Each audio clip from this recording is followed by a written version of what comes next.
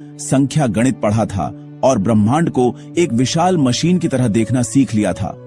उसने गौतम बुद्ध से पूछा, भगवान, आप कहते हैं कि ब्रह्मांड को कोई ईश्वर नहीं चला रहा, पर अगर कोई नियंत्रक नहीं है तब भी व्यवस्था इतनी सही कैसे? ब्रह्मांड अनियंत्रित होकर बिखर क्यों नहीं जाता? यह वही प्रश्न है जो आज वैज्ञानिक भी पूछते हैं।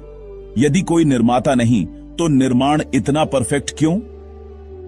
गौतम बुद्ध उस युवक को देखते हैं। उनकी मुस्कान में उत्तर छिपा था, पर वे बोले, व्यवस्था किसी के द्वारा थोपे जाने से नहीं बनती। व्यवस्था तब बनती है जब किसी वस्तु का स्वभाव ही व्यवस्था हो, यानी ब्रह्मांड में कोई गुप्त हाथ नहीं, स्वभाव ही उसका नियम है।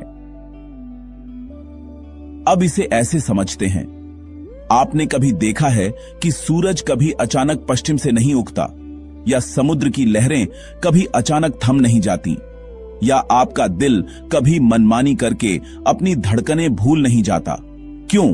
क्योंकि ये सब किसी आदेश से नहीं बल्कि अपने स्वभाव से काम करते हैं। सूर्य का प्रकाश फैलना उसका स्वभाव है, पृथ्वी का घूमना उसका स्वभाव है, शरीर का श्वास लेना उसका स्वभाव है, कणों का एक दूसरे को आकर्षित करना उनका स्वभाव है। गौतम बुद्ध ने इसे कहा धम्म, यानी वह जो वैसे ही है जैसा वह है, किसी के बनाने से नहीं, किसी के नियंत्रित करने से नहीं, बस अपनी प्रकृति से। कल्पना कीजिए, आपके सामने एक नदी बह रही है। क्या नदी इसलिए बह रही है क्योंकि किसी ने आज्ञा दी, या इसलिए क्योंकि बहना ही उसका स्वभाव है? अब एक बच्चा नदी को देखकर पूछे, नदी को बहने का आदेश कौन देता है? तो आप क्या कहेंगे? कोई देवता बीच में खड़ा है और पानी को धक्का दे रहा है? नहीं, ढलान हो, गुरुत्वाकर्षण हो, पानी खुद बह जाता है।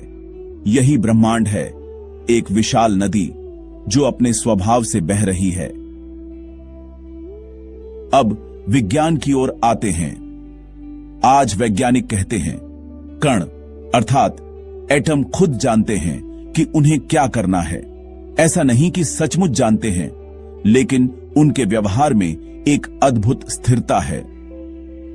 इलेक्ट्रॉन हमेशा नाभिक के चारों ओर एक सीमा में घूमेंगे। गुरुत्वाकर्षण हमेशा द्रव्यमान को आकर्षित करेगा और प्रकाश हमेशा एक समान गति से चलेगा। कौन चला रहा है इन्हें? कोई नहीं। ये सब प्रकृति के गुण हैं। जैसे लाल रंग का स्वभाव है लाल दिखना, ठीक वैसे ही गुरुत्वाकर्षण